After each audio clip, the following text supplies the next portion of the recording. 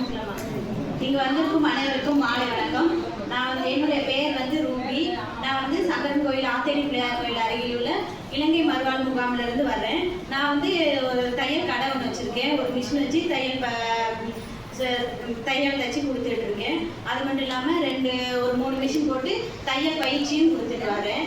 அதுக்கடுத்து இப்படி என் தொழில் போயிட்டு இருக்கு. அது மட்டும் இல்லாமல் நான் இந்த வாழ்வாதார இயக்கத்தில் கலந்துருக்கேன். இந்த தொழில் முனைவோருக்கான பயிற்சி பண்ணுறதுக்காக வந்திருக்கேன். இதில் நான் நிறைய விஷயங்கள் தொழிலை பற்றி தெரியாதது நிறைய தெரிஞ்சுக்கிட்டேன்.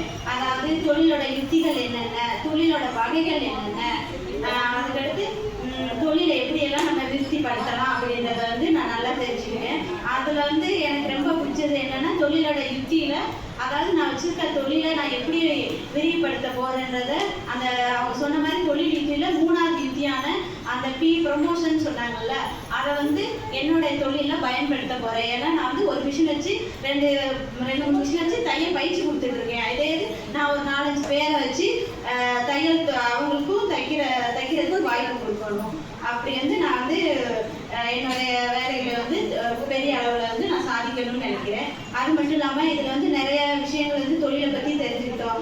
என்னென்னா ஜிஎஸ்டினா என்னன்னு முதல்ல எப்படி அவங்களுக்குலாம் போடுவாங்க என்ன ஏதுன்னு தெரியாது. இப்போ ஜிஎஸ்டினா என்னன்னு தெரிஞ்சிச்சு. அது மட்டும் இல்லாமல் இன்னொரு விஷயம் எனக்கு இதில் பிடிச்சது என்னென்னா ஃபிக்ஸட் டெபாசிட்.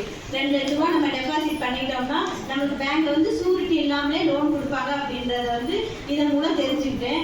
அது எனக்கு மிகவும் பயனுள்ளதாக இருக்கும்னு நான் நினைக்கிறேன்.